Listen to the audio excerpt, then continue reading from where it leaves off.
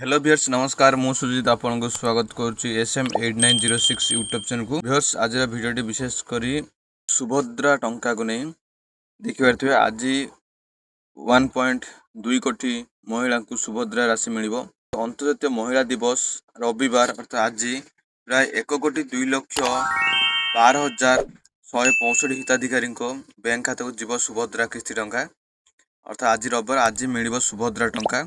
राज्य सरकार 5,000 कोटी ऊर्ध्व टंका महिला हिताधिकारी बैंक खाता को पठे बोली उपमुख्यमंत्री तथा महिला और शिशु विकास मंत्री प्रभाती परिड़ा कहते। आज 1,02,12,165 हिताधिकारी को मिल सुभद्रा टंका।